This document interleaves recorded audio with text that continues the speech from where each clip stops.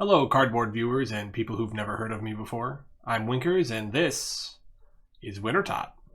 I'll level with you. This is the first time I've ever done it. First time is kind of a relative term, of course. I'm over 100 KC in, so it's not like I have no idea what's going on.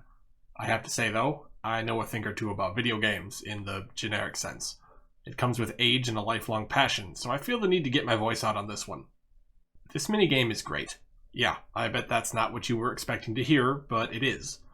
It costs food, it's potentially lethal, it pays out well enough, and it makes a decent situation of a skill that is otherwise really not very exciting. It also hits a sweet spot of rewarding and has a pet and a very valuable item to ensure some degree of relevancy going forward. What's the issue then? Well, it's probably not a shocker or an uncommon opinion. The interrupt mechanic of Wintertodt when you're fletching or feeding is dog shit. Oh my god, I have never experienced something so ass backwards in all my life. You'd think the devs had never played their own game. Let's not just throw charged language around though, I'll explain why. This isn't just an I don't like it. As it stands, getting hit is already a trigger for cost in Wintertodt. It's the resource sink for you that allows a payout to happen at all. That and the risk of death and your investment of time. This formula becomes complicated pretty quickly because Runescape is a game valued for its economy. And even though I'm an Iron Man, I absolutely take that into consideration. What's most relevant about the damage mechanic is that it removes the ability for this minigame to ever really be AFK as is. And I say that confidently after some of the RNG I've experienced. I've had my food inventory disappear before 50% a few times. If I weren't paying some semblance of attention, I'd have died for sure.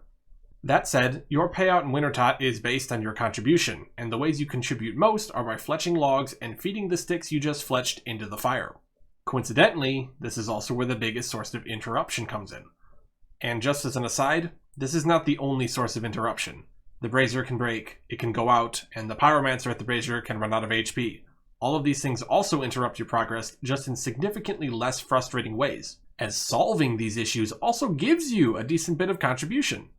If you take damage and get interrupted, you fall behind. If you get hit several times in a row, you fall way behind.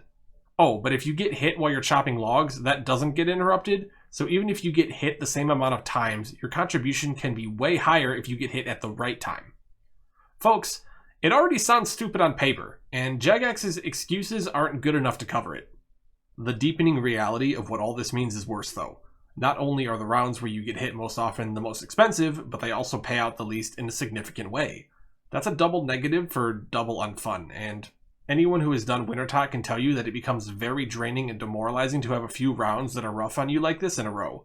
Not only have you gotten less, not only have you used up more food, but it's also been more mentally draining than on the rounds where you had average RNG by a massive margin. In a game based on using your time efficiently, having some immitigable force waste your time and resources repeatedly feels really, really bad. Of course, some mechanics kind of have to be this way. There's RNG in drops after all, and sometimes it takes a lot longer to get something done because you don't get the drop you want. This is often mitigated by making the standard level of drops you acquire worthwhile though. That's why a Dragon Warhammer can have a 1 in 5,000 drop rate. A Lizardman Shaman's drop table isn't much worse than most other enemies in its bracket, and that's with the Dragon Warhammer's value excluded.